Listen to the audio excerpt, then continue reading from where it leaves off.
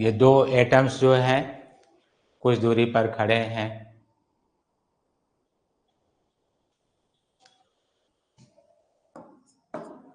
कुछ दूरी पर ये खड़े हैं। मान लीजिए कि two particles lies at a certain distance, तो रिजिड ये कहा जाता है कि यदि आप इन पर कोई एक्सटर्नल फोर्स अप्लाई करते हैं तो एटम्स के मध्य कोई रिलेटिव मोशन नहीं होगा। जैसे ये एटम है, यहाँ पर भी एटम है, तो इनके मध्य कोई रिलेटिव मोशन ना हो,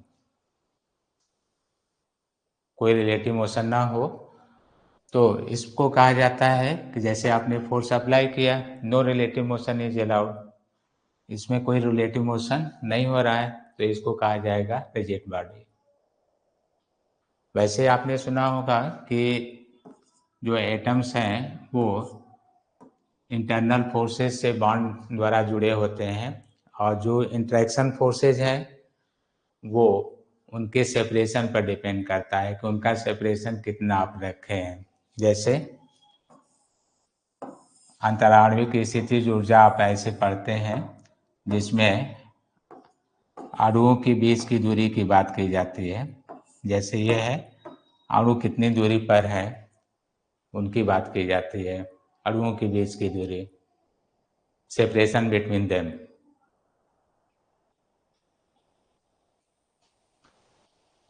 तो इस तरह से जो अणुओं के मध्य जो दूरी है उनकी बात की जाती है। जैसे एटम्स के बीच का सेपरेशन क्या है उनकी बात की जाती है। तो कहा जाता है कि जितना ही एटम्स पास में है तो इंटरेक्शन फोर्स बढ़ता है, लेकिन एक लिमिट है, वेरी शॉर्ट डिस्टेंस। जैसे इसको आगे आप बढ़ाते हैं तो कहते हैं वेरी शॉर्ट डिस्टेंस, थोड़ा और ही पास में होगा, तो वेरी शॉर्ट रेंज में फिर ये रिपल्सन फोर्स होता है और फिर एटम्स दूर हो जाते हैं, अटैक नहीं होते हैं। तो इनको रिजिड कहा जाएगा जब इनमें कोई रिलेटिव मोशन अलाउ नहीं होता है। तो कहा जाता है कि relative motion between two atoms equal to 0। तो रिलेटिव मोशन जब आप लिखेंगे तो वहाँ पर हो जाएगा 0। तो ये रिजिड बॉडी हो गया। लेकिन इलास्टिक जो प्रॉपर्टी है वो परफेक्ट रिजिड के लिए नहीं है। इलास्टिक प्रॉपर्टी आप जो मैकेनिक्स ऑफ रिजिड बॉडी ये तो आप पढ़ लिए, जैसे motion of an object in a straight line, कोई एक सरल रेखा में कोई वस्तु गति कर रहा है तो वहाँ पर आपने पढ़ लिया, किसी हाइट पर जा रहा है तो वहाँ पर आपने पढ़ लिया। सेंटर ऑफ मास लेकर सारे पार्टिकल को रिजिड करने के लिए आप क्या किए थे, एक सेंटर को चुन लिए थे जहाँ पर टोटल पार्टिकल सेंटर पर हैं, तो शेप साइज खत्म हो गया। जो अब तक मैकेनिक्स चल रहा था उसमें शेप साइज का कोई मतलब नहीं था। जैसे आपने ये बॉडी बनाया और इस पर आपने फोर्स अप्लाई किया, फोर्स अप्लाई किया, तो जब इस पर आपने फोर्स अप्लाई किया तो टोटल मास आपने यहीं रख दिया, अर्थात पार्टिकल बिल्कुल पास में है तो रिजिड हो गया, और यहीं से आपने मोशन भी ले लिया। जब पार्टिकल बिहेवियर ले लिए, ये पूरा शेप साइज खत्म हो गया। आपने ट्रायंगल भी बनाया, फोर्स अप्लाई किया, कोई सेंटर ऑफ मास लेकर टोटल मास रख दिया, तो इसका भी शेप साइज खत्म हो गया। तो मैकेनिक्स का एक पार्ट आपने खत्म किया रिजिड बॉडी को लेकर। अब दूसरा पार्ट आप शुरू करने जा रहे हैं जिसमें रिजिड तो होगा लेकिन परफेक्ट रिजिड की बात न किया जाए।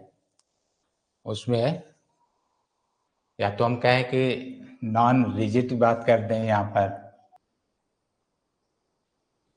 तो इसमें आप पढ़ेंगे ऐसे सॉलिड होंगे जिनमें एटम्स का रिलेटिव मोशन अलाउ होगा। जैसे सॉलिड अभी भी बना रहे हैं, पहले भी सॉलिड बनाए थे। अब आप इस पर कोई फोर्स अप्लाई करेंगे, इसमें डाउनवर्ड या अप से इस पर फोर्स अप्लाई करेंगे। जैसे यहाँ पर एक हम बॉक्स बना दें इस तरह का, और इस पर कोई फोर्स अप्लाई करेंगे,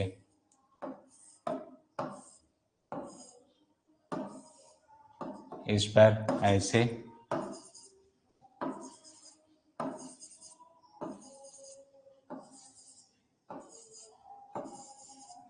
ऐसे, ठीक है। तो इस पर अगर आप फोर्स अप्लाई करते हैं इस तरह का, तो जो ये एटम्स हैं ये पास आ सकें, तो ये नॉन रिजिड हुआ क्योंकि रिलेटिव मोशन हो गया। एटम्स जब ये पास में आएंगे, जैसे ए और वो मान लीजिए बी है, सी है, डी, ई, एफ, जी, तो इसमें पास आएंगे तो यहाँ पर जो है ये कहा जाएगा कि नॉन रिजिड। तो ये लिखा है mechanics of non rigid body, solid away भी, लेकिन रिलेटिव मोशन अलाउ होगा। अब इस फोर्स को आप जो नाम देंगे जो इसमें रिलेटिव मोशन अलाउ करता है, तो जो अप्लाइड फोर्स होगा उसका नाम चेंज होगा।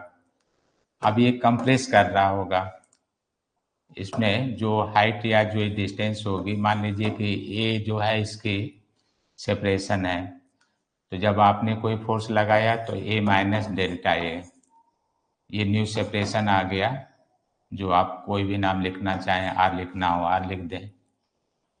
फिर जैसे ही इसको हटाएंगे फिर ये वापस आ जाए, अपने ओरिजिनल शेप में आ जाए। तो ऐसे फोर्स जिसके कारण शेप साइज में चेंजेस होता है, नाम दिया जाता है डिफॉर्मिंग फोर्स। डिफॉर्मिंग फोर्स, इसको विरूपक बल हिंदी में हम लोग कहते हैं, विरूपक बल। डिफॉर्मिंग फोर्स हिंदी में कहते हैं विरूपक बल, विरूपक बल। तो इस तरह से इसको विरूपक बल या डिफॉर्मिंग फोर्स कहते हैं, विरूपक बल। तो नाम से ही समझ में आ रहा होगा, जो रूप बिगाड़ने वाला है, विरूपक, जिसके आकार में या आकृति में कोई विकृति आ जाए। जैसे कभी आपने सुना होगा किसी का एक्सीडेंट हो गया या कोई चीज ज्वलनशील पदार्थ उस पर पड़ गया, तो उसका चेहरा या उसकी बॉडी में डैमेज हो जाए तो कहा जाता है विरूपक, रूप का बिगड़ना। तो इस तरह से एफ क्या कर रहा है, रूप में परिवर्तन ला रहा है। तो रूप क्या है उसका, एक्सटर्नल शेप और size. a force which capable to change in shape and size of body known as deforming force। तो जब आप इलास्टिक पढ़ेंगे तो उसमें डिफॉर्मिंग फोर्स आएगा, बल जो किसी force which capable to change in shape and size either size और करके आइदर एनी वन, तो change capable to change in shape and size of a body or either any one known as deforming force। वह बल किसी वस्तु या पिंड के आकार या आकृति में या दोनों में विकृति उत्पन्न करता है, विरूपक बल कहलाता है,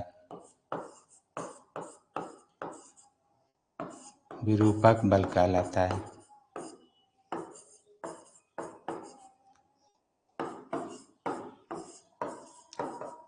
उसको डिफॉर्मिंग फोर्स कहते हैं। अब विकृति कब उत्पन्न होगा, जब, कारण क्या होगा, जब उनमें परमाणु या आयन या अणु जो भी हैं उनके मध्य सापेक्ष गति संभव होता है।